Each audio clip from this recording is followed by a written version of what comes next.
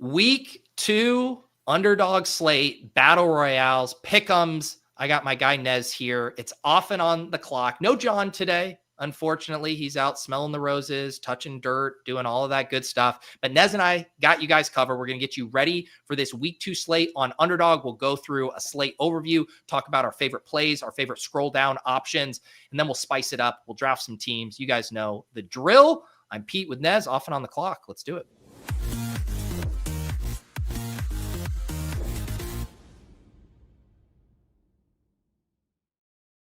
All right, Nez, we are ready to rock. Pretty fun slate on tap. I've been keeping my eye on news today. I feel like generally on Fridays we have like a decent amount of news. I don't know about for you. It feels kind of quiet. Yeah, generally pretty quiet. The biggest one that I saw was Roshan like off the injury report. Mm. And I think to me, that kind of changes everything that we saw in terms of DeAndre Swift workload last week. Like I'm just kind of throwing that out the window now and pretty much making him untouchable for me until I see what things look like with Roshan in the fold, especially against Detroit. Kind of a tough matchup on the ground. So that to me was like the big one in terms of, because I'm in these dog bowl streets pretty heavily, and Swift goes every time. So kind of get faced with that decision on the clock every now and then in a draft. Yeah, that is I think it's a good shout. I had initially, when I did my gems, I included DeAndre Swift. Probably going to rethink that a little bit with Roshan. It is kind of a tough running back slate, as we will get into. I mean, I feel like it was how it was in like week 8 or week 9 last year, where it gets all tight. It's pretty efficient. You're sacrificing a good amount of projected points if you're scrolling too far. So we're going to have to get creative at the running back position. Yeah, for sure. I think those dynamics definitely, are very evident in drafts. But given the ADPs of certain players and what their projections are, I think that there are some really interesting picks, I think, in BRs for running backs based on what ADPs are and how we can kind of pattern match that to what ownership we think will be. So there's some scrolls to talk through. Yeah, and I should mention I'm referencing, so this year, you guys might have heard, I'm not doing the weekly videos on the Deposit Kingdom for the gems, but I am putting them in 2 places. If you are a YouTube member on my channel, the highest tier, the Hand Builders and Opto Bros, I'm putting that in as a YouTube post.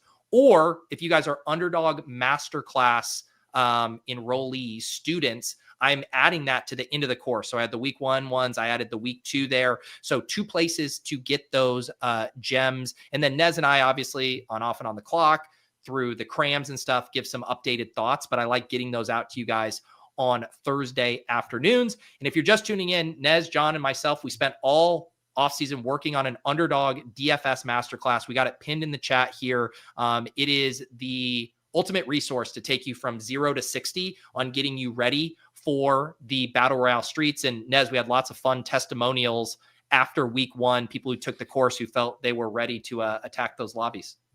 Yeah, no, I mean, I couldn't be more happy with the feedback that we received, and I personally feel like I got sharper through writing this stuff. So I'm excited for week 2, man. Did a lot of dog bowls and still managed to break even last week. So hopefully we can get better results this week. Yeah, where is your volume of play at so far for week 2 here? And I will just say, Nez, I am just legit panic looking at the fill rate for the BR right now, because I've gotten like 10 lineups in. I'm gonna have to pull an all-nighter here, dude. Yeah, it's feeling like crazy, and I totally a lot of people were not like upset, but like, oh, like why did they raise why they lower the size this week in week 2? Well, I think it's understandable why they did. You never know like how people fared from week 1, if they got wiped out going into week 2, if they are discouraged. There's less time to fill this one compared to week 1. Ultimate bullish sign that this thing is like on a fast track to fill by like Sunday morning.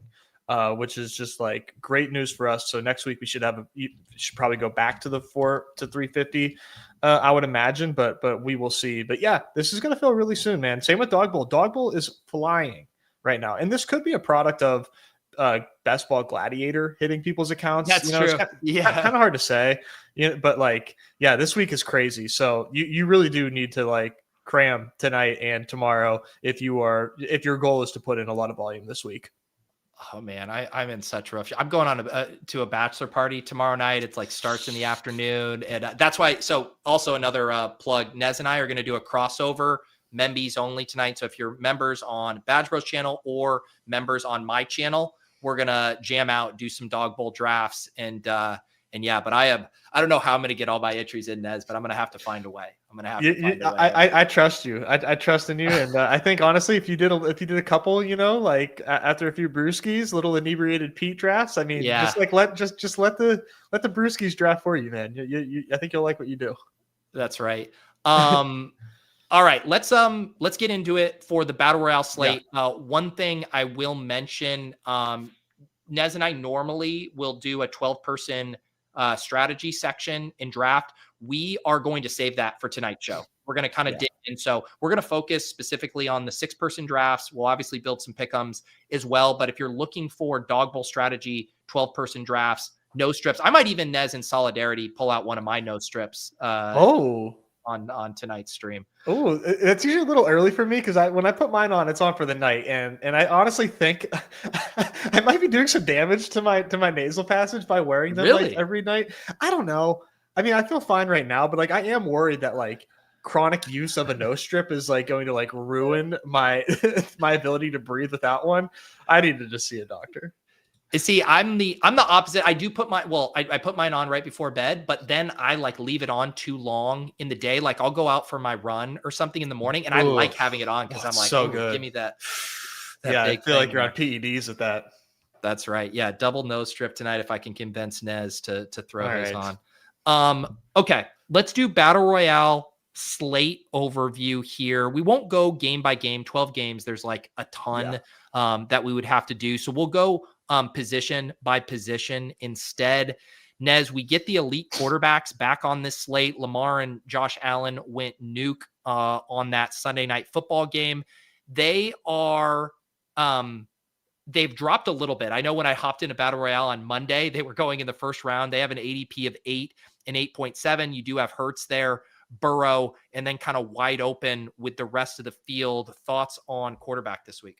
I love this quarterback slate. I think, these top 4 go 100% of the time, maybe Joe Burrow like 98% of the time, but for the most part, all 4 of these guys get drafted every single time. So let's say you're somebody that is not drafting one of these 4, like you pretty much have your pick of the litter of a very low owned quarterback, if that's where you want to go, which I think presents itself with a lot of fun leverage angles. Now, I'm not saying to fade the top 4 QBs, like, get your fair share if that's an angle you want to play, but anybody outside of that top 4 is going to be like 12%, like it's going to be very, very low. Justin Fields, I'll throw out there like 40%, Kyler Murray, maybe 30%. After that, man, you're going to have like anybody you want at QB after that, which I think is like a really fun leverage angle to play. Yeah, and never that they're like direct 1-for-1 parallels, but I literally just got off the stream with Yuta and Brick, and we were looking at quarterback ownership on DraftKings, and it's completely spread out. No one projecting for over 10%. That kind of stuff generally trickles over into the Battle Royale streets where it is just going to be super spread out here. So I am with you on that. And, the elite guys, it's always pretty easy for, how to play those guys. You play them naked mostly, and you assume that they get a couple rushing touchdowns like Josh Allen did the other night, and he drops 38 points, and he's the guy you need. I do think like Burrow is tricky this week, right? Because Chase is very popular and Higgins is going to be drafted in every single contest. There's nothing you really want to do with the tight ends. There's no third ancillary piece. So it's like, you can play it. I'm not going to say Joe Burrow stacks are bad. He has the ceiling, but like, there's no way to hide when you're trying to do that, or no way to do it cleverly, I should say. Yeah, for sure. That's where like scrolling at either, maybe tight end, like getting some ownership, discount on your side at tight end, as well as running back, obviously, is like a must. You definitely don't want to jam chalk when you're doing Joe Burrow stacks. I fully agree. Other quarterbacks you mentioned, Fields. I do wonder if like, we talk about this a lot in the masterclass too, and get into the granular data on how to approach these rushing quarterbacks. I wonder if, because it was a low scoring slate and because Fields to Wilson hit and Dimes to Pittman hit, if some of these guys are going to be overstacked again. And when I was looking at some of the winning lineups, even the winning lineup last week that had like a Devon Achane bring back to it on the Colts, I'm like, on a typical week, that bring back or that force stack is going to preclude you from winning first place, because there will be a wide receiver who goes for 25 and your 20 from Pittman isn't going to get it done. So that's like something I would put in people's minds as we head into week 2 of like, week 1 was pretty unique with how that shook out. Yeah, for sure. Like you said, when with the low scoring, it kind of lends itself to that. And I think week 2 are probably, it wouldn't shock me if we had another low scoring slate. A lot of that is just because the season is brand new and these offenses are rusty and, it's kind of getting their feet wet and getting things started. So we could see another low scoring slate, which would lend itself to obviously, more correlation. I would say that, yeah, these quarterbacks and their pass catchers, like combinatorially, like together will be like uber popular. I would like almost guarantee, but I don't think it necessarily makes them bad selections, just because like, yeah, they're paired together often, but like they are paired together, like in terms of like in drafts, 2% of all teams, like it's going to be so low that, yeah, you do need to think about who your buddies are that are also stacking that. But I don't think it's anything to like strong avoid necessarily. Yep. And again, I think that was the thing that was such a supercharged part of the strategy for the people who hit on that last week. The stacks with like a Lamar to Zay or Allen to Coleman or Kincaid, those are the ones that get a little trickier if they're drafted 100% of the time. But like we pulled up the ownership rates and it's like Dimes and Michael Pittman really low owned. Garrett Wilson was not getting drafted in 100%. So when you get to double dip a unique stack there, that's always a strategy you should be looking at. 100%. And I will say, just like, just because the chalk is so strong this week, I think maybe you just like to spend a couple seconds on like how to attack when you are going chalk QB. And I personally, man, like if I go Lamar, Josh Allen, or Hurts, I'm very likely to not stack these guys. Because you're going to see a ton of stacking with all 3 of these guys, because people don't really take Zay Flowers unless Lamar is drafted. People certainly don't take Khalil Shakir or Keon Coleman. Keon Coleman is going to be way chalkier. Same with Kincaid without Josh Allen. And same with like AJ Brown goes undrafted if Jalen Hurts, if the Jalen Hurts drafter doesn't take him. So like you're going to see these guys stacked a lot. And these are 3 guys that like when their nut outcome hits, a lot of the time it's because they're rushing. And so that is not beneficial to a teammate. So I really think that if you're playing these top 3 QBs, in my opinion, if you want first place, I would not stack them. That's really like my biggest takeaway from the summer was you really got to play these as though you were trying to hit a parlay. I should also I always got to shout out because it's a big part of my process, but Nerdy Tenor over at the Endgame Syndicate, he's once again posting his Battle Royale sim results for these slates. He's been posting them on Fridays. I look at them very closely, and I'm obviously not going to give away everything because you need to go subscribe if you want the full goods. But to back Nez's point up, he has granular data on how each quarterback is stacked in these sims. 90% of the Josh Allen lineups appearing in the sim are unstacked. 90%. He's stacked up 10% of the time. So like if you are playing GTO, you are only stacking Josh Allen 1 out of every 10 lineups. That just to do that. The other quarterback's not quite as extreme, but just showing on the high end that if you're paying that price for these guys, you need multiple rushing touchdowns. If they're doing multiple rushing touchdowns, it means their pass catchers probably aren't going for 20 plus points. Exactly. So that's really how I'm thinking about the chalk. And I just feel like that was like kind of important to touch on.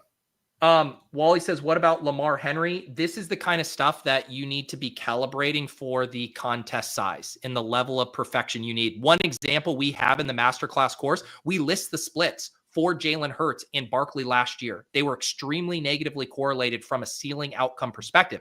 Now, I won a small field tournament with Barkley and Hurts, with Hurts only going for 9 points because it got me on Goddard and Barkley in weeks where they went off. That's in a small field contest. In the large BR, you're going to need far closer to perfection to pull that off. So you need to be calibrating that based on your contest size. When you're going up against 40,000 opponents, you really need to be close to perfect. Let's quickly touch on a couple scroll down quarterbacks, maybe one of your favorites here. Nez, anyone you want to shout out? Yeah, I think my favorite right now, and it's a deep scroll, so Ooh, typically I'm not trying to scroll this deep, but I like Caleb Williams today or this week, nice. quite a bit in a dome against Detroit, where I think Detroit's coming out guns blazing, and I really like the Detroit offense this week, and to me that means okay, well, I mean they're gonna have to go blow for blow with Chicago for Chicago's offense to keep up with Detroit is kind of what I'm anticipating. And yeah, Caleb like didn't look great, but like Caleb didn't look great last season on the whole either. And then he still ends up with the stat line that's like, oh, like this will play for fantasy. Yeah. And what I really like about Caleb is like one, he ran a lot, and I don't think that that's necessarily going to change in this matchup against Detroit. I do anticipate him, using his legs more. That to me that seemed somewhat, kind of put in his ear, like, hey, you're fast, you're athletic, run. So we have that. And on top of that, like, I think you can play Caleb Williams without a stack partner. I'm not sure if it's going to be Roma Dunze or DJ Moore that's going off with him. I don't think it matters because basically what I'm saying is Caleb Williams, highest scoring QB and or like one of the highest scoring QBs. And I'm able to, get perfect around him because DJ Moore and Roma Dunze are not getting drafted. Maybe it's a Loveland week. He's not getting drafted. So it really doesn't matter to stack Caleb Williams. Just take Caleb Williams, and this is one of those opportunities where I actually think a run back can make sense. Where like I'll do like a low owned JMO, or I'll do them on Raw and Gibbs, and then play Caleb on that side and get correlated that way. So I'm really into this game a lot, and I like playing it through Caleb. Even though it's QB13 generally a little deep for BRs, but these ADPs I think are just very flat, and it's just an order on a screen. We're in lockstep because if I was going to highlight one, and like I said, I mentioned a few of them in the Gems post, but I was going to say Goff on the other side and just really liking this game. I want to be back in on a shootout here. Lions back at home, coming off of what I think is going to end up being the toughest matchup in football, maybe outside of the Broncos in Green Bay. Yeah. We saw what they did to Daniels. Now they come back home. They're going to pour on the points here, whether it's Gibbs, whether it's JMO, Amon-Ra. I like the Goff stuff a lot. And because of that, I like the Caleb stuff. And I think it's a good shout out, Caleb, because of that rushing. I think you could definitely run naked. Goff, I wouldn't run naked. I would almost exclusively be a skinny stack with one of those 3 pass catchers. But yeah, I think we're in lockstep in liking that game environment. Let's go over to running backs now. We're kind of talking at the top of the show. It is a little tricky as far as getting into the scrolls, but before we do that, what are you seeing here at the high end?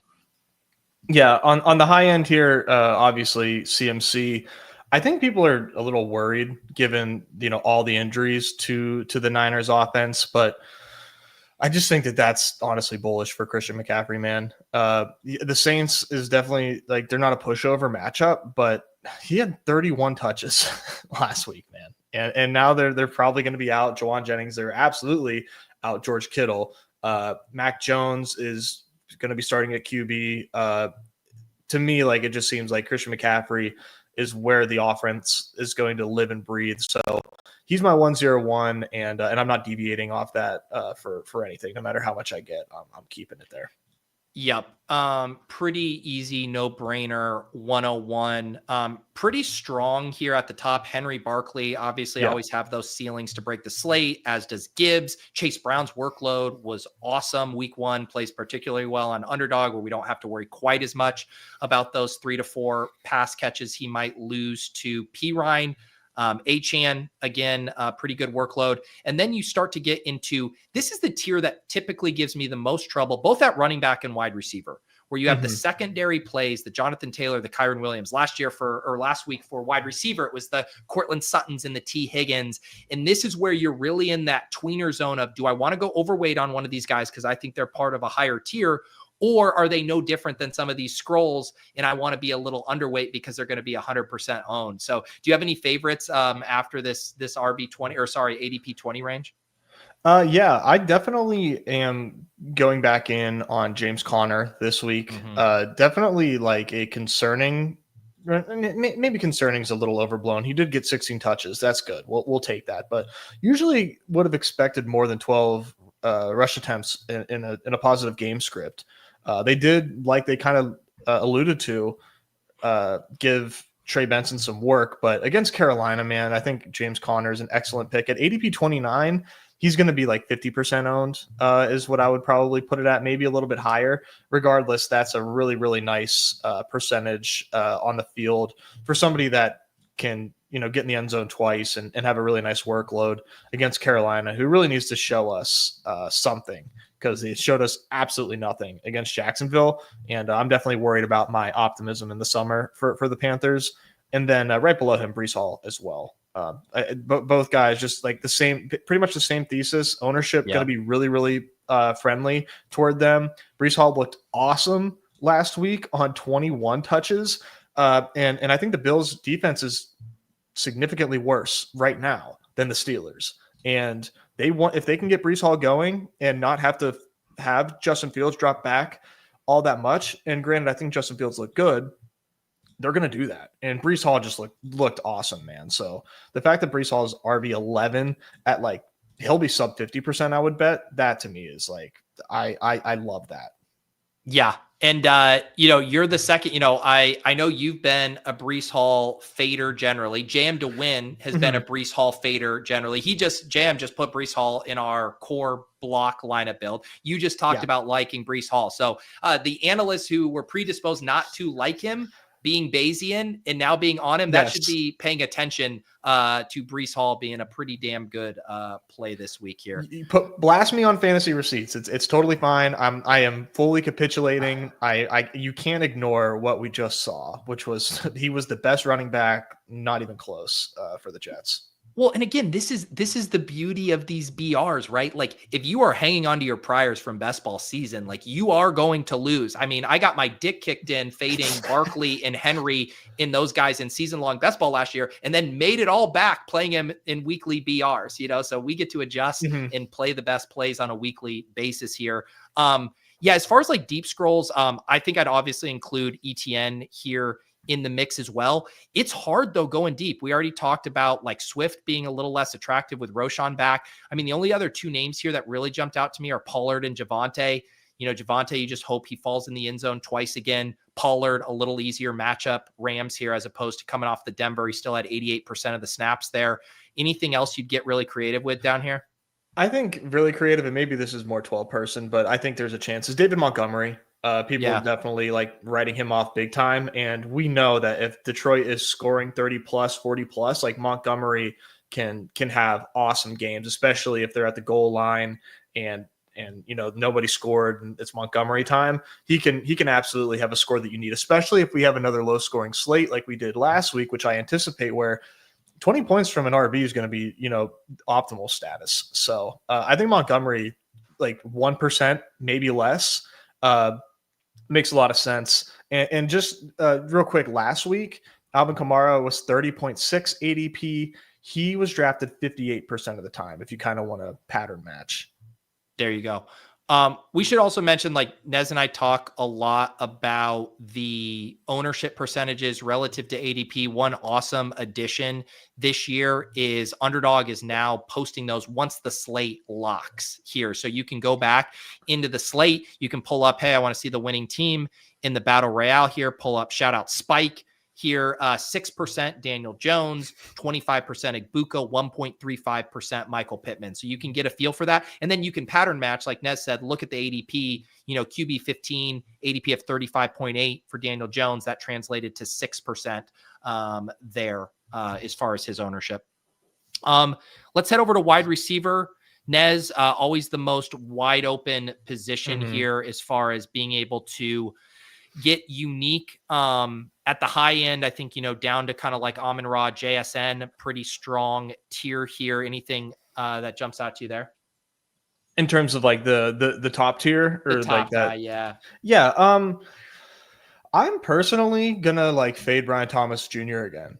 I don't know, man. Trevor Lawrence just like has yet to look that good to me, like ever. And at the same time, Travis Hunter is still there, like playing a lot of snaps. ETN was really involved and like looked kind of decent. Who knows what that rotation like will look like in the backfield? Maybe they want to get Tootin some more looks. I understand like why Brian Thomas would be ADP 13. He like we have no reason for a projection model to dock his volume or dock his efficiency, but like I'm putting on the ball knowers cap, the the overreaction cap.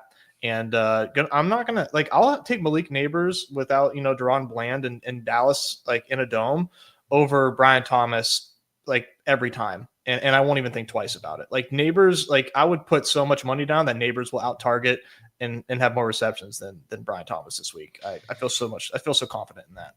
I mean, every one of like, I don't want to say everyone, but a lot of the concerns about Brian Thomas have basically fully come true. Like he was getting spammed by Mac Jones at the end of last year. It wasn't Trevor Lawrence. And Travis Hunter is going to be a targets per route run monster who is going to naturally pull volume away. And so for me, the ceiling is unchanged for Brian Thomas. He's still an alpha who can get loose for big games, 102, always in play. But the guy that we were sliding in our pick'ems up to 10 plus receptions over and over again at the end of last year, that's not the guy that you have with Travis Hunter and Trevor Lawrence at quarterback. So I do think we're going to have to see a little bit of a correction on his ADP. But similar to guys like Derrick Henry and Barkley, who are never going to project as well as their rank, I'm not full fading them. Like you still want exposure to guys who can break the slate. But I do think, to your point, being underweight and not being just an auto click for you at ADP is basically the new reality for Brian Thomas. Yeah, I fully admit, right, that I'm like overreacting, but it's not like I'm fading him for, bad players at the same time. Like it's Neighbors who like is still Malik Neighbors, Amon-Ra, and what I think is a bounce back spot. I will probably even do it over with JSN over him, which maybe is a bridge too far, but JSN target share is exactly what I expected it to be, which is like close to 50%. I mean, what are we talking about here, man? Against Pittsburgh, which like, again, another low total, but I think Pittsburgh can be had, and they're probably not going to have JPJ this week. So they're just guys I like below Brian Thomas, so I'm going to take above them. Yep.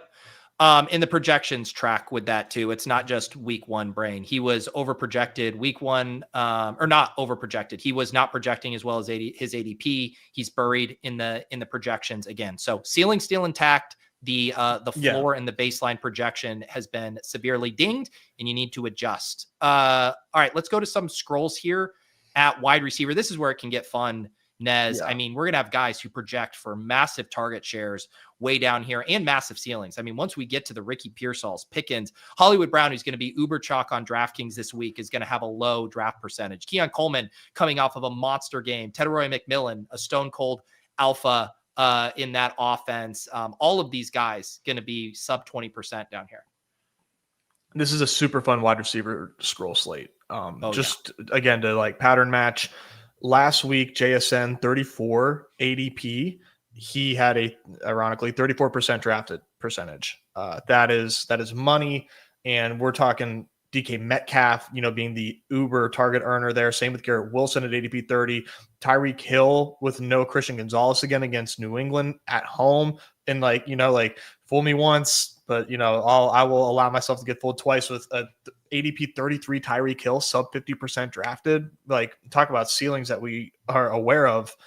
That to me is just like a no-brainer. I mean, I could go on for like 15 minutes. I know on scrolls here. Do you want me to give you like a deep one? Yeah, give me a deep one. All right, the deepest one that I'll give you is I'll give you two. It's the same game. Diggs and Jalen Waddle in this New England Miami game.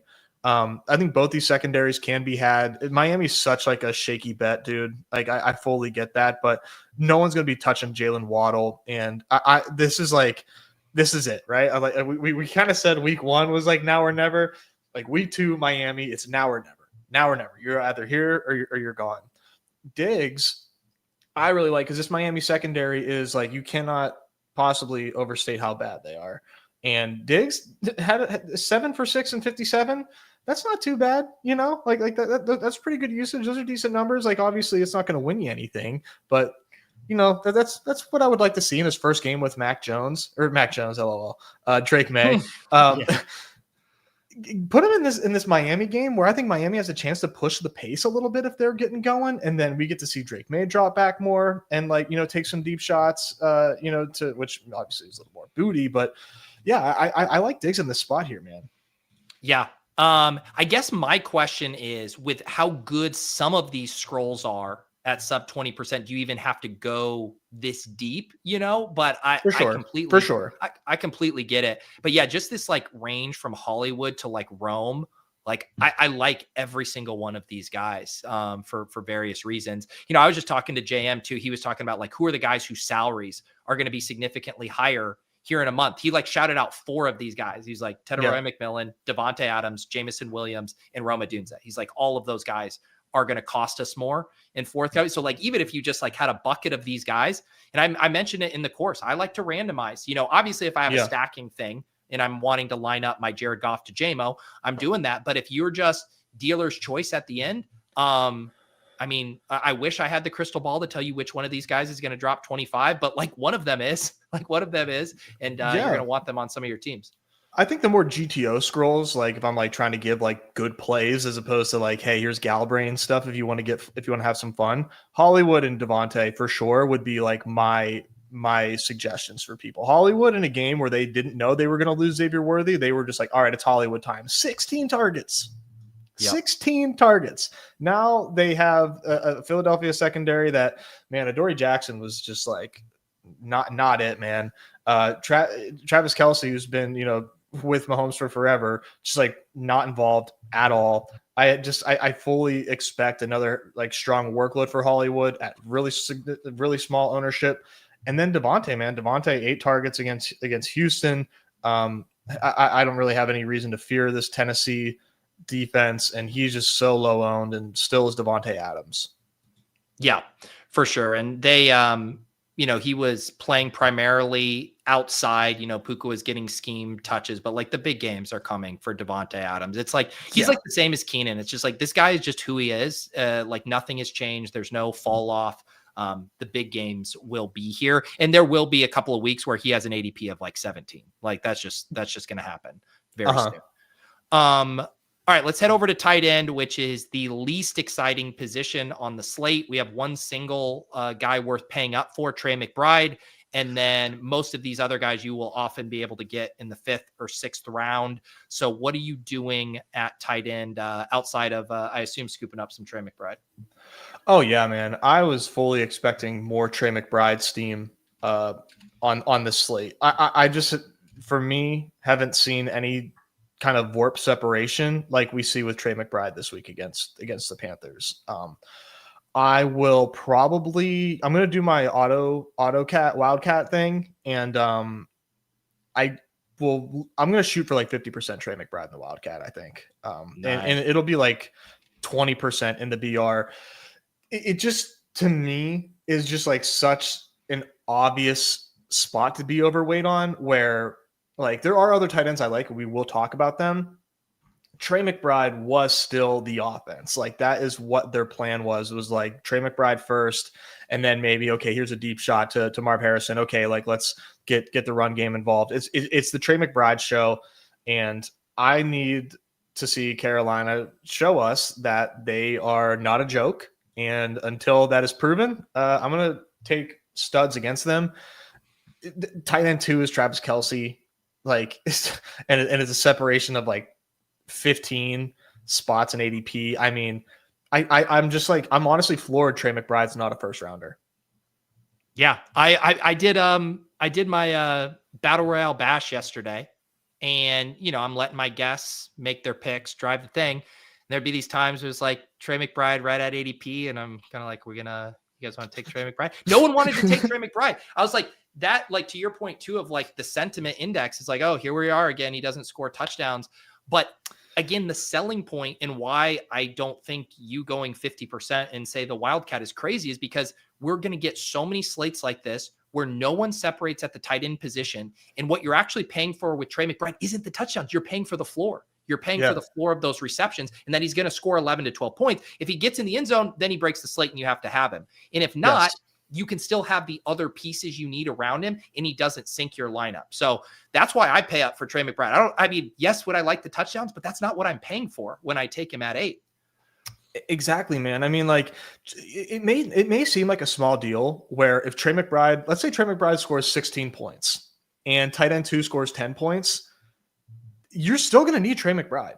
Like that level of separation is enough. Like that touchdown will be the difference. Like there's just not enough separation and projection of what you are sacrificing where you could take a flex position over Trey McBride that like it warrants passing on him greater than 16% of the time. Like, I'm really sorry, man. If you were not like over 16% on Trey McBride, I'm just, like hats off to you. Biggest balls I've ever seen type play. Like, to me, he's like the story of the slate to me. But I have other options. I have alternatives here. So, yeah. Yeah. Let's talk about them. Obviously, we have the flippening of the tight ends. I messaged you guys yesterday when I was writing up my column for Fantasy Life. Like this Harold Fannin Njoku. I'm as big a Harold Fannin slap as they come. This is like a generational fade Fannin at 50+% ownership. Play David Njoku at sub 20% ownership play if I've ever seen it.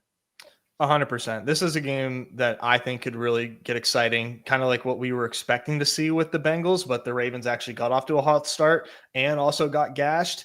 Now, who knows if like Flacco can do enough to make this, a shootout, but yeah, this is such an obvious, fade the sexy rookie and take Njoku, because there wasn't like, as far as like usage goes, like, yeah, it was like 9 targets to 6, but yeah, that was 1 week. You want to talk about week 1 brain? It's flipping Fannin and Njoku after 1 week. Yep.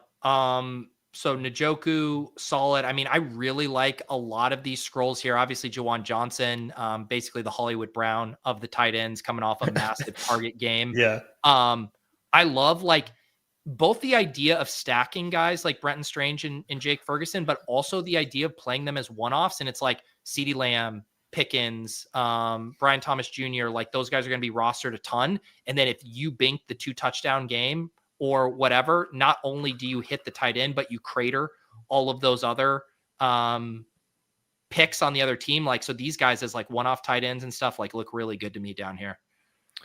Yeah. I would like to just like kind of draw our attention like up the board to not a scroll, just because like I think if you were not, if you want to combat Trey McBride, I just need to touch on Tyler Warren for a second, man. Awesome role. What we wanted to see in week 1. It's what we saw in the preseason. It's what we expected to see when he was drafted. It was just like this usage monster, yak monster. And we saw it against Miami, which was amazing. And he had a rush attempt to boot. Going up against Denver, obviously we expect a more difficult matchup for Indy, for the pass catchers. But I think like Tyler Warren has a chance to like really benefit here and also be like a focal point of the offense, where last week we just saw it be Michael Pittman. This is night and day for Michael Pittman in terms of cornerbacks that he's facing. So to me, that lends itself to what Danny Dimes really likes to do, which is to throw short down, to throw short.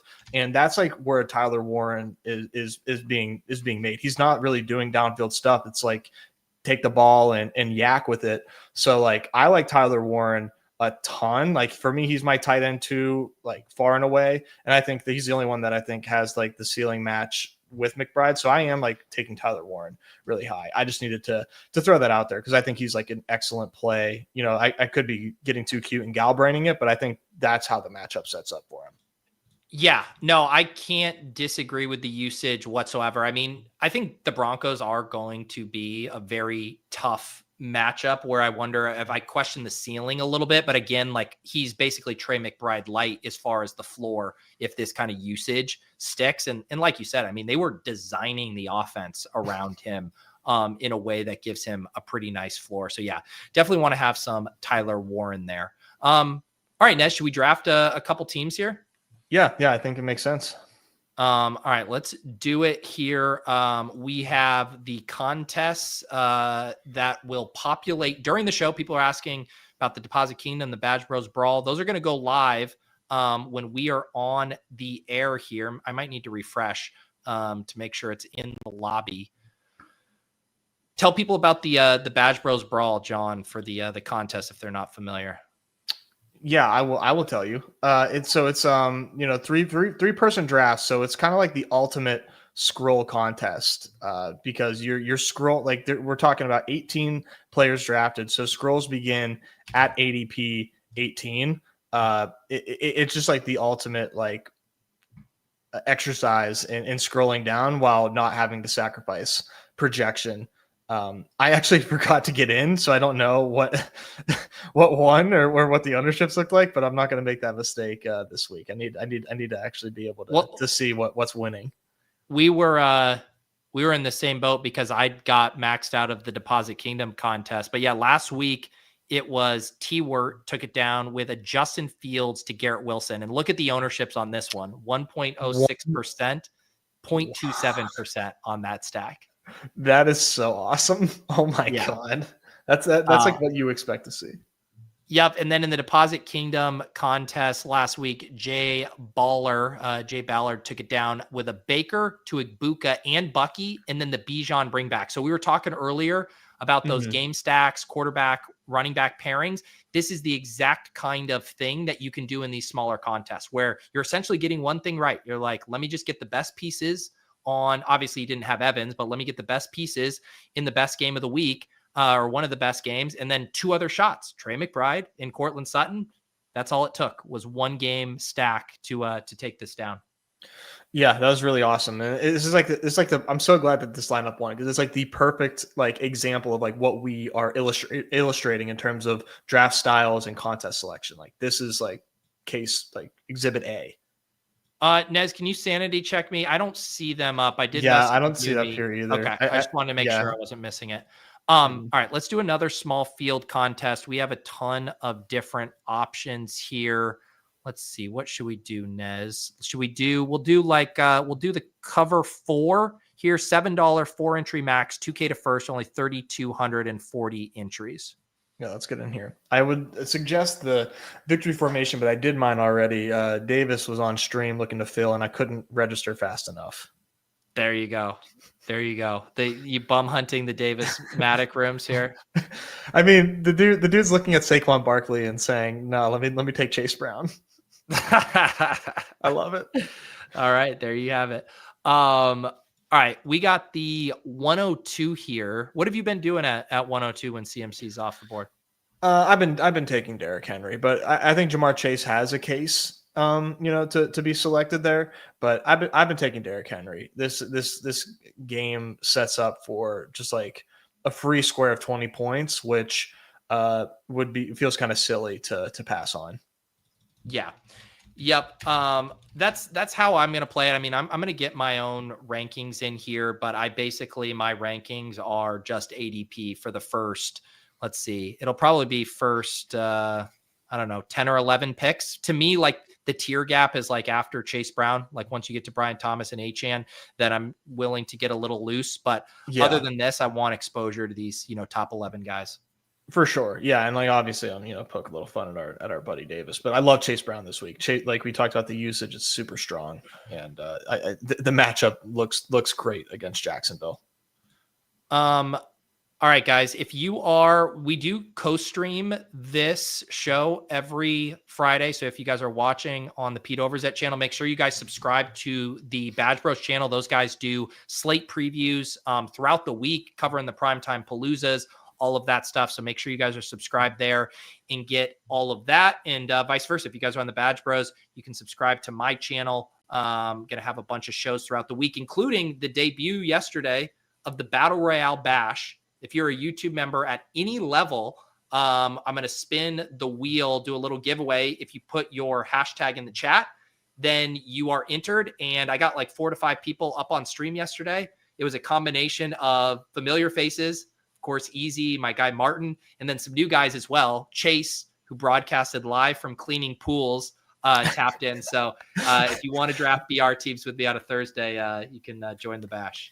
I love those dynamics so much. You had some really great appearances there, and a really nice little selling point for how easy it is to draft these. Like I could probably be like cleaning a pool and having my phone in one hand, and it'd just be drafting away. I mean, I'm staring at my phone pretty much the entire time I'm walking my dog these days, just like getting a quick BR in here and there. There you go. Jake also passing along the news. Dallas Goedert, who did have the Q tag, is officially out. Will Shipley also listed out here. So no more Goddard Q tags if you guys were doing that. Nez, this is small field where I would consider the Lamar, also completely good with an Allen here if you like. I think Lamar Henry's fun. Yeah. I like it small field because like it's totally fine correlation. You're betting on a big game, and I think people pass up on that a lot as well. Yep. So we go Lamar and Henry. Allen goes after us. So we'll be looking at, the HN neighbors, Amon Ra, JSN, JT tier here. What stands out to you? I think I'm probably gravitating toward this top three. Like you said, I think you get loose after the fact. I like the Kyron pick from Respook there, but I think I'm let's maybe go neighbors or Amon Ra, or which would you prefer there? I like both of those guys. I think they're both guys that you can play just solo outside a game environment. Let's do Amon Ra. We both were kind of talking about that Bears Lions game earlier. I do want to like Neighbors is he's another guy who's probably always his rank is maybe a little frothy relative to his projection, and yet has the ability to go off. It's just like nothing is going to come easy for Neighbors, right? Like he's going to have to do everything to get to that 25 plus point score we need for him to pay that off. Not saying he's not capable. He very much is, but like his team, Russell Wilson, no one is going to do him any favors along the way. No, absolutely not. But like, he just is like that different, like he's just so good, man. One of my favorite wide receivers to watch is just like watch Neighbors cook. But I think we're about to see the Amon Ra show against Chicago. But Chicago does get their strongest cornerback, Jalen Johnson. He missed last game. He's full participant this week. So that is like one difference going in. He was out last week. Yup. All right, let's see here what we want to do. So we start with Lamar Jackson, Derrick Henry, Amon-Ra St. Brown. This is a small field tournament, only 3,240 total entries. This is where we can start to get a little weird. Certainly at tight end if we'd like. We both mentioned James Conner. I would say Conner or Breece Hall here looks awesome. Yeah, I would say Breece. Let's do it. Mm-hmm. We'll grab Breece. So we're done at quarterback and running back now. We can look at wide receiver and tight end. Definitely going to get a scroll going at tight end. So then it's kind of just like how weird, if anything, we want to get with our wide receiver too. Yeah. Flowers obviously like makes sense for a stack. It is a lot of pieces from one game on a team, but I'm definitely not mad at the idea. But we can talk it through. Yeah. What would you prefer if you Flowers or Andrews? Yeah, I probably would be Flowers if we do go that route. I think Flowers. The other one would be like Tyreek. I think just for if you just want to like jam projection. Yeah. But I like the Flowers angle. I still think, he clearly looks like the alpha there in that offense. I believe Rashad Bateman is good to go this week. I saw that, but in these small field, I like the idea of just saying, hey, the Ravens score 40 again here, and these guys capture most of it. It was really great to see Flowers look super healthy coming off like his injury last season. Didn't even play in the postseason, so that was really really good to see. He's like far and away their best receiver, even though Nuke made like the catch of the season in week 1. I mean, we got everything in that game, man. We were so spoiled. And this is again the same thing. I wouldn't force this in the large BR, but in this, I'm completely fine going with a Cleveland tight end as the bring back here. Yeah, I would basically never do this in the main BR unless I'm just like trying to like cram lineups like just over the cash line. But like you're just like almost never winning first with these three in a 12 person or in a 12 game slate. Excuse me. It's just like there's just too much going on. You need like a 70-point game for. Yeah, and again though, I mentioned it too. It's like if the Bills Ravens game was on the main slate last week, you would have easily been able to win with like a Henry, Allen, Zay like team. Like you could have just had all those guys. Which tight end do you want here? And Joku is definitely one that's like sticking out to me. Yeah. So yeah, I like this kind of lineup in small field. We do a little more stacking than we normally do, but we still pull a unique lever there at the end with Njoku, especially when a lot of people I think would gravitate to Andrews or Fannin there. Not that those are bad picks, but getting that extra uniqueness factor never hurts. Yeah. All right. I think Brett just said in the chat, we do have our contests up now in the lobby. I might have to refresh actually here. So let's see. Nez, let's do a Badge Bros Brawl. Okay. And then we can build some pick'ems. Like I said, normally we're going to do 12-person strategy on the show, but two things. One, we don't have John. We got to have him, our punching bag, doing our 12-person drafts, making fun of his scrolls. And two, Nez and I are going to spend tonight doing that. But here are the two titular contests for the Deposit Kingdom and the Badge Bros. The Deposit Kingdom's a 3-entry max, 1K to first, only 1,100 entrants. So if you are managing that bankroll, talking about contest selection, this is something that John talked about in the course. And I should also mention, John just today posted an update to the contest selection and bankroll management chapters of the course, because there are a lot of people saying, hey, the lobby isn't perfectly reflective of the stuff you guys wrote up because we were working off of the contest from last year. We now know what's going to be in the lobby week to week. And so John just posted a refresher there. So if you guys are Underdog Masterclass members, make sure you guys go in there and check out that update. I'll also be sure to add those videos to the podcast feed like I did for Nez's auto draft and 12-person strategy. And that way you guys can consume those however you'd like. But because we just did a small field, let's go ahead and do the Badge Bros Brawl, which we haven't done yet. And then we'll build some pick'ems. Yeah, let's go. I have some like crazy Galbrain ideas for the Badge Bros Brawl, but I don't know. So I just let me just like show my cards here, and again, you can immediately tell me like no.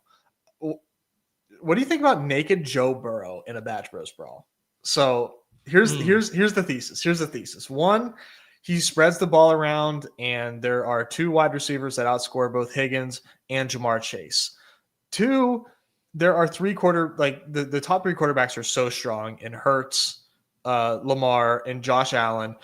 Joe Burrow will be like 30% drafted, and he will be stacked like 100% of the time. So it's just like a different way to draft Joe Burrow, while also saying like, we're drafting 18 players. I can actually get a high scoring Joe Burrow and get different wide receivers. Is that just like? No, I think within the context of this contest and the three top guys, real quick, CMC. Yeah, absolutely. Yeah. No, I don't think that's too Galbrain. There's certainly scenarios where even like you said, Jamar Chase and T both score 20 and Burrow drops 30. And we saw plenty of games like that last year. It was spread out and stuff. So it's the same thing that we would use with like a naked Caleb or a naked Trevor Lawrence or some of these guys who counterintuitively you want to stack, but if they spread it out in a way that none of their pass catchers can go for 20 plus, then the naked element works. So yeah, I like that idea here, especially in a contest like this, where again, the true ceiling is so important and the stacking can actually kind of hurt that at times.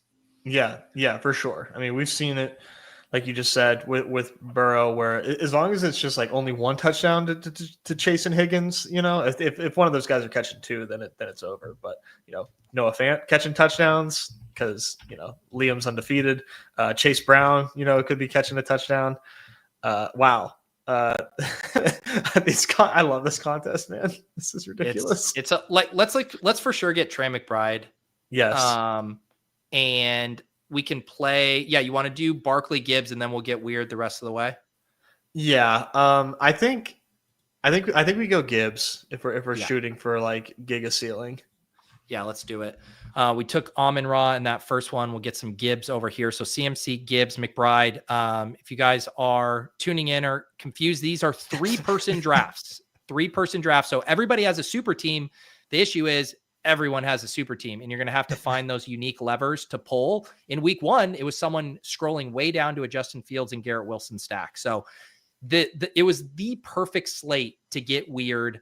All of the main games, everything was low scoring. None of the studs went for 30 plus. and just getting unique in getting those guys, either Pittman with Daniel Jones or Fields with Garrett Wilson. That was all you needed to take these down.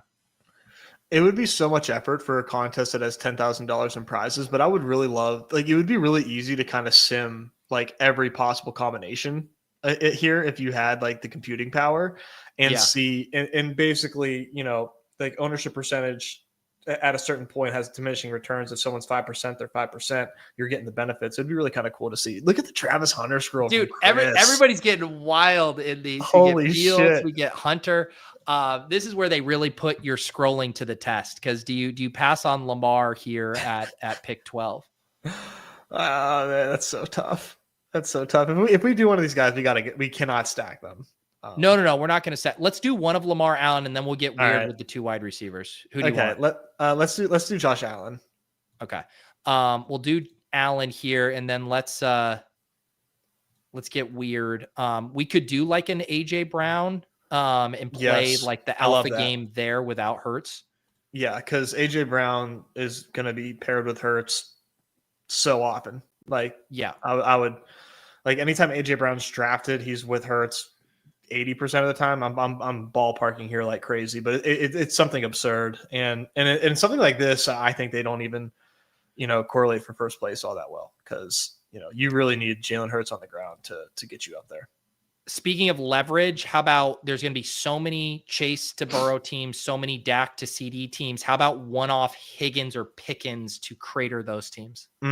I like Higgins here. I think I love a Pickens angle too, but I do feel like slightly more confident in Higgins for the already obscure ownership we're going to get on him. Yep. And so this is like, you can get weird without even feeling that weird.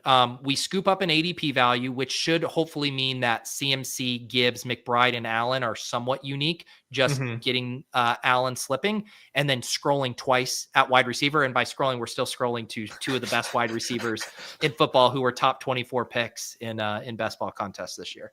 Super fun way to think about battle royales. All right.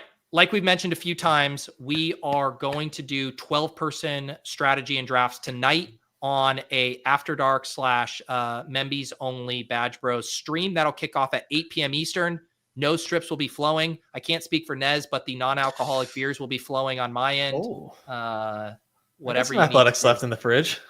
There you go. But Nez, it is time here, and only the music can get us in the mood for what we are about to do. Here comes Spicy Margs. Radioactive spice. Let's spice it up, slop it up. I mean, slide. Just permission to slide, Your Honor. You sliders. That's a 65X. That makes me feel things. All right, Nez. Last week, the core hit. The three of us put our heads together. It was an Ollie Gordon lower. Nez, I believe you were on the Jerry Jeudy higher for receptions. I flagged the Michael Pittman higher. All of it gets home. The boys stay winning here. So lots of pressure. I actually thought about messaging John to get his pick, and I forgot. So that's on me. If I can remember like what he really liked, who knows, man. He always comes into this segment like forgetting that we do cores, and he's like, "Oh, let me look." Like, dude, we've done this segment 20 times, and he always forgets that he needs to come to the show with a core. And I would say everybody, I know sometimes the promos and stuff are different. I just checked my app. I have two different 75% profit boosts. One's a max of $25. One's a max of $100. So I'll build them on stream and share the link, but I'm going to be using the mobile here to take advantage of my boosts, Nez. Nice. I'm boostless. I must have cleaned them out.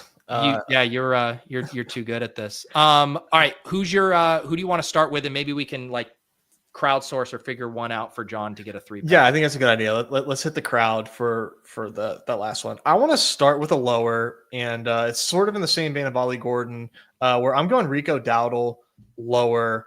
And I think I want to hit Rico Dowdle rushing yards. I was kind of thinking about scrimmage yards, but you just never know if it's like a screen pass goes a little bit longer and kind of makes this, kind of ruins this. But I don't think the Panthers on the road here against the Arizona team that I think is a little bit more stout of a defense than what people are giving credit for. I'm just not so sure how Rico Dowdle is going to get much going. Didn't have too strong of a role last game against Jacksonville. So I like the lower on 17.5 rush yards. I just think that Chuba is a better running back. I think Chuba is going to be on the field more, and I'm just not sure how many rushing attempts are even going to be available for this Panthers team against Arizona, where I anticipate the Panthers playing from behind. Yes. That's a good shout out there. This is why you're the pick'em king, because I don't know if I would have been, my perusing would have led me to finding Rico Dowdle in the lobby here. I want to look at two guys. I want to just look and we can peruse. One, I want to look at James Conner, who we already talked about here. 63.5 is a pretty big number. They are clearly expecting him to score a touchdown, 0.86 on that. Fantasy points, 14.15. I don't know if I love any of these. So let me take a look at the other guy I wanted to look at, which was Davante Adams. 60.5 receiving yards, 4.5 receptions. I think what I would just do is take Davante Adams' fantasy points. I mean, he had about as bad of a game as he could have last week and had 7.1 fantasy points. This 10.85 seems very attainable for Davante Adams. Yeah, I agree, man. I think we should expect to see an increase in volume for Davante. This just seems like you said, just like very, very attainable. Titans are like an interesting spot where I think like the pace isn't going to be too high, but I like this number for Davante a lot. All right, so we got yours, we got mine. What should we do in honor of John here? I know John would generally pull up like the unabated stuff. He likes looking around for a sharp number. Yeah, I think we kind of do an ode to John because John loves Malik Neighbors and I love Malik Neighbors this week. Okay. I think we hit Malik Neighbors 6.5 receptions before we lose multiplier on this. I just think this ends up getting to like 0.8 by Sunday. Just not really sure how this number stays here. In Dallas, not worried about their secondary. Everything to me lines up for Malik Neighbors getting fed. Beautiful. All right. I'm locking this in with the 75%. That gets me up to a 9.75x. Otherwise, it's a classic 6x here. I will just do a small one here so I can get the link. Oh, I already created this entry. Yes, I'll wait 30 seconds. Underdog. So Rico Dowdle lower than 17.5 rush yards. Davante Adams higher than 10.85 fantasy points. Malik Neighbors higher than 6.5 receptions there. The official core. Nez, can we go back to back on the core here? I think we can. This is like, I mean, we're definitely like way overfitting based on what won last week, or at least I am, with like the backup running back with the lower and then hitting another receiving or, receptions higher. So a lot of, doing the same thing, but I really like this one. Feel good about it. I think we're going to have a really good core year, Pete. I can just kind of feel it. I can feel us being dialed, understanding these markets really well. I like this for us. I do also, I might be jumping the gun here, but no, not at all. Dog Bowl Pick'ems. Absolutely sign up for that link. That is going to be tweeted out by Underdog Picks, I believe, tomorrow. So what I'm saying is tweeted out is there's a Google form you need to fill out to be eligible for the Pick'em Dog Bowl. If you don't even know what the Pick'em Dog Bowl is, it's a contest where if you use this Dog Bowl Pick'em token and you are the highest percentage, highest multiplier Pick'em that hits using this token, you then go on to a round 2, which happens in week 11, where you then submit another Pick'em to try to advance to the finals. The winning multiplier was 15x in week 1. I'm trying to find it here. That is go to Underdog Picks. They have it's Picks. My bad. 15x, man. That is. I was stunned, man. I was stunned. I was tilted. I mean, I think I dropped a like 90x one that included Darius Slayton and Marvin Mims scoring TDs. Dude, I had Tank Bigsby in mind. Like, what was I thinking, man? 15x, unbelievable. This is what it took. Ashton Genty 0.89, Chase Brown 0.84, Bill 1.32, Bijan 0.78, Bucky 1. So just like Bill was like the only kind of out of pocket pick. Everyone else was either even money or a favorite to score a touchdown. And all of us were just ripping in like 100 Xers thinking like the bar to clear here was going to be super, super high. So like not only did that tell me that this is like easier than sorry, 1 second, got a baby delivery. Not only was this telling me that this doesn't take as much as we think to hit, but like there's not enough people playing this, man. Like this, this is like, so like this is I would say like equivalent to like 50% overlay in like the dog bowl drafts. Yeah. So to answer a few questions, Martin says, what do you win if you win this contest? So the grand prize is going to be the $50,000. There's the rules of the contest are in this thread. I will share it for you guys here. But basically what happens is the promo will be offered each week. People asking about how you get the promo. They will tweet out a link to a Google form that you fill out. You put in your username. That's how they know to give you the token in your app. Then you build the entry and apply that token in the same way you would another bonus boost or whatever.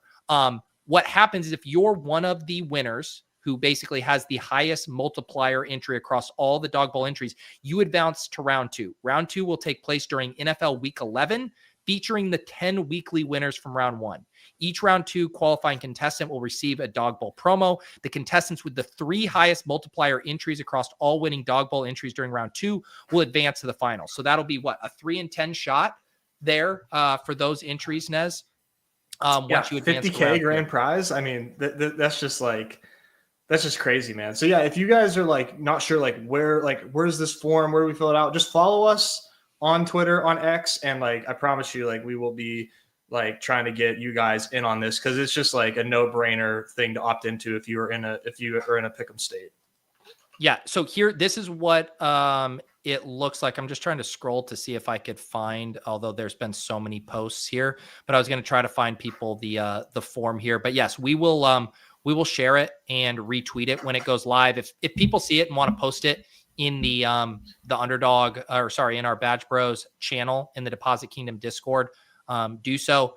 I should also mention that for people watching who are unaware, we have the Deposit Kingdom Discord. There are Badge Bros channels within it. We have all kinds of my other show channels in there. We got Swolecast, Ship Chasing, all of that good stuff.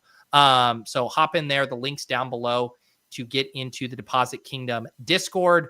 And Underdog Picks is posted far too much for me to find what the form looked like, but it's a Google Doc. It's a link. It's a link. Yeah. We'll post it in Discord. We'll repost it on X. I mean, like if you are following Peter you'll see it. But yeah, absolutely. Like can't recommend. I don't know why I'm doing this. It's $5. That's the point too. Like you can literally just get your name in the ring. But let's do real quick, Nez. Let's build one right now. Obviously, collectively, and this isn't the real one because we don't have our tokens yet, but let's do one and build it with what we think the winning score will be week 2, because we're going to have more people. It will be higher than 16x. I will bet whatever you want that it's going to be more than 16x. I promise. But what would be your target multiplier based on what we saw week 1? I would say probably 25. Yeah. I think you're going to see a lot of people still shooting the moon. And I think you're going to see a lot of people, trying to hit the same number. So I think 25 is like, okay, that's a long shot. And I think if you hit that, I think you're absolutely live to win this week. Yeah, I might set mine a little higher in my mind. Like I might think you need like a 35 or so this week. I just feel like there's going to be so many more people after seeing that one last week. And I also think you could see a lot of people, like if you think about the game theory, if everyone's like, oh, 15x, let me build the 20 or 25 for this week, then maybe you need that little extra on top. I think there's a fun game theory angle to this too, Pete, where like I can do 25x, but I'm building my 25x different than you are. You know what I mean? True. Where like maybe I'm doing a couple long shots and I'm getting myself to that multiplier. All right. Who should we let's build one around a 25x right now. I obviously filtered for rushing, receiving TDs. This is TDs only, so no slides on receptions. It has to be touchdown only here. Do you have a guy you want to toss in? Let me look here. I got like Miss Rachel on the right hand side here on mute. I've been there. Keeping this kid happy. JMO, I think is like where I would love to start. Him. Yeah.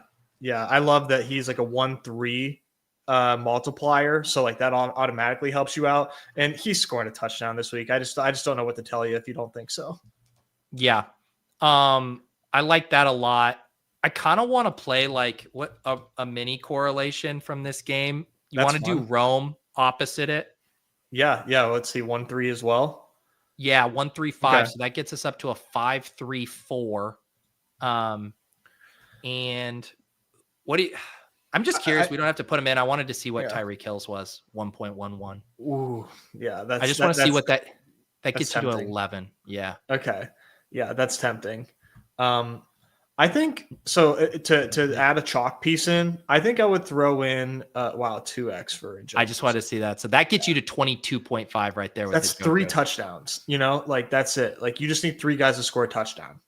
Yeah. And you're super live to be the highest multiplier. I think if I Yes. was going to throw in a chalk one here, I think I would throw in James Conner.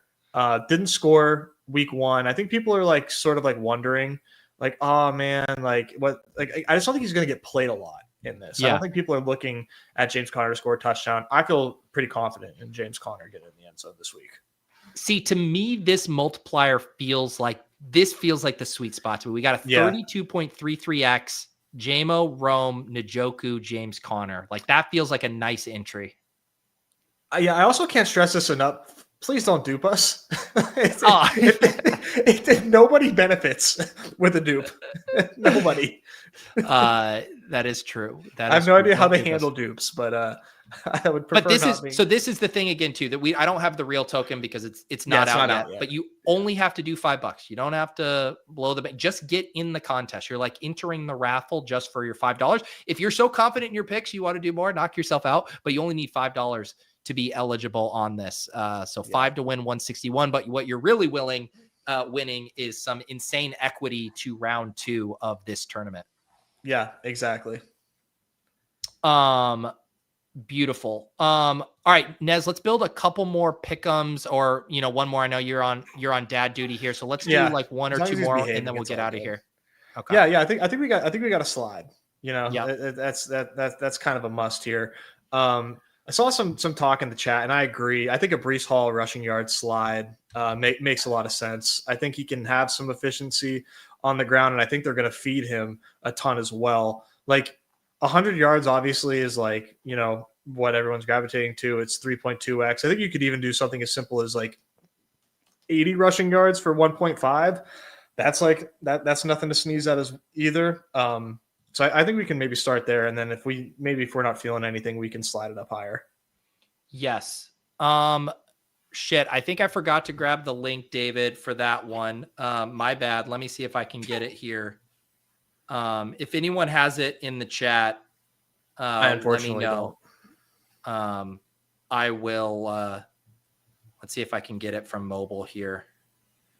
Yes. I will get this in the chat in 1 second. I'm going to boomer email this to myself and then we'll have it. What about a Tyreek slide, Nez? Yeah. I think Tyreek slide makes sense as well. For me, it's just like yards. I worry about his longest reception. I'm not sure I know that those kind of go hand in hand, but I'm definitely more like century mark for Tyreek Hill, 2x. I feel much more confident about that than longest reception. Maybe he's, getting fed via volume this week. I'm just like, I'm not sure what Mike McDaniels is going to have in store, but I think Tyreek Hill 100 yards makes sense. Yeah. So what you want to keep this slim? This is just under 10x, 9.14 for Breece Hall, 80 rushing yards, Tyreek Hill, 100. You like keeping that one slim? Let's do this one. Yeah. Let's keep this as is. And then we can we can really shoot the moon after this one, but I kind of like a duo slide here for a good payday. All right. I'm going to get this one in the chat here. You know what we got to do, Nez? One of our hallmarks, we got to do a game stack one here. That's right. Yeah, we totally forgot about the pillars of this segment. And so you want to do like a fun game environment or maybe like our sneaky slop it up, like kind of hybrid. Let's do one. Yeah, the nice thing about the slop it ups is we generally get some pretty good numbers on it. I don't think the Lions and Bears are going to be favorable enough because that is like a 47 total, but we both like that one. We can certainly check it out if you want, but I just have a feeling it's not going to appeal. Okay. Also real quick, as we figure this out, I have Boomer success here. I have emailed myself the share link. It is in the chat if you want even though we told you not to, you can tail this one. Just don't use your token on this one. No, I think I'm going to have a different one than that. No. If someone wants to use it, you can, but you're super live to be duped. I would, unless nobody else does it. I don't know, man. Seems dangerous. Yeah. What other game? Dallas. I mean, we just did Neighbors. Someone's talking about Lamb in the chat. We could do Dallas Giants and build something with like Neighbors and then like a Dallas onslaught. Yeah, let's do that. These seem fine. Why? I feel like whenever I do query by like team, I'm not getting all of them to pop up. Yeah, if you like do a query before you do like another one, it does sort of kind of like fudge the results. I've noticed. Here we go. So yeah, let's start with the Neighbors 6.5 because we already liked that. And then let's find a creative way to onslaught Dallas. Yeah. What is there any angle that you would want to play Javonte here? Like projections, I feel like immediately capitulated to what they saw week 1, and they're like, "Yep, good matchup here." Javonte had an awesome role, and they're just running it back with Javonte. I don't know like what angle I like the best here because I also feel like the pick'em lobby is also like pretty good on him. But is there anything that you would want to do Javonte wise, or you cool with just like not waving that? Yeah, I know. I'm trying to think through it. I mean, like if I was playing the positive angle, I'd only want to do a touchdown. Like he didn't even clear these numbers last week, and the Giants' defensive front is like legit too. It is. Yeah. They're no pushover. So I do think it's more of a air attack game as well. So okay, yeah, I'm with you on that. I think Dak is just like one that we go to, and it sort of like limits what we do because we do get these docks in multipliers, but I think passing yard seems really clean. What do you think here? I think we slide him a little bit, so then we can like offset some of the other docks a little bit, like take him up to like 280 passing yards or something. Yep. Yeah, I like that. I feel pretty good about that. And we're generally aiming for like a 20x here on these. I do think like just doing like a Pickens TD as part of a big game. I literally put that in mine already. Yeah. Okay, Pickens cool. TD gets us up to 1.33, and then we could do something like CD receptions or Ferguson, something with that. Yeah. Let's see what we got for. Yeah, CD receptions looks pretty nice. 6.5 as well. Last week got to 7 on 13 targets. I don't see how anything changes as far as CD's game plan here. Yeah, definitely the docks on that. 1.2, if you take him to 7.5, that still gets us to like a 12.6. I just want to see if it's any different. Like, won't even let us do CD fantasy points. Yeah, I'm just curious. The regular is receiving yards. Oh no, yeah, receptions is slightly less dock there. Yeah, you get an extra percentage back by doing receptions. Yep. What do you think? Do you want to slide him or keep him here and then grab like a fifth thing to this? I definitely like what we have right now. What would you want to do for a fifth option here? Because there's definitely not like too much. What if we just do some light, like if we do Neighbors up to 7.5? Okay. If we do Lamb up to 7.5, we could even just take Dak to like 289, and then that gets us like a 15x. Okay. Yeah. For 4, that's healthy. Yeah. So we need nothing too crazy here. Obviously a big game from Dak, but it tails with the Pickens TD and then CD and then Neighbors on the bring back there. Yeah, this all makes sense for the game that we're expecting to see, or that we want to see, I should say. All right, there you guys go. In the chat, the chat's also been excited about Trevion Henderson. There was a report, I think, right as we were going live, that touch split might get flipped here a little bit. You know what would be a fun one? Because it was like last year, it was always like the Gibbs longest rush was just like such a fun. We could do something like a Gibbs Hendo big play one here. Yeah, because Hendo, that's how he's having his good weeks. Although, dude, they don't even give us Gibbs longest rush. They're not giving us longest rush. They're giving Henderson longest reception, like him taking those screen passes. Oh, I like that. I mean, you yards? could do it. You could do a 35-yard screen pass for 8.35. And we will, if they're going to give it to us. I mean, we certainly will. What else can we do for? We'll hook you up, Dave, with a slappy slide. Should we give the people a Fannin opposite Trevion Henderson? Oh, I mean, what can we slide with Fannin? I mean, there's no other slappier combo, right? Dude, it's juiced down at 3.5. So if you took him up to like, I don't know, even if you just take him to 5.5, that's still a 45x, dude. Come on, let's play it. Do we want to do 4.5 is a 30x? I mean, I might even not get greedy. Do you want to do Trevion 34.5 longest reception? Harold Fannin has 5 balls. Yes, I do. Thank you for asking. Right. Yeah. All right, there you go. This one goes out for all the slaps. Trevion, dude's catching a screen pass for 35 yards. It's just if you don't think it's happening, I apologize. But dude's fast. Dude, you guys are so out of pocket. Fannin rushing TD, Tootin slide. You guys are sick people.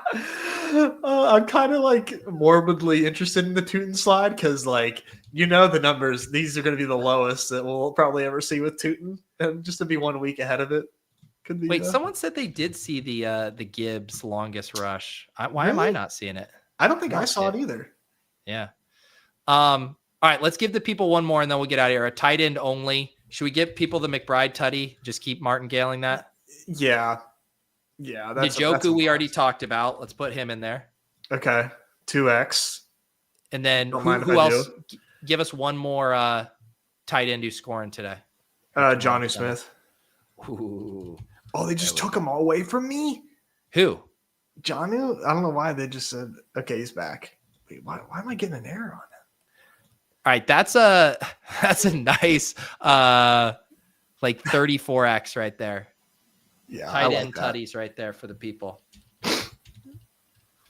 All right, there you guys go.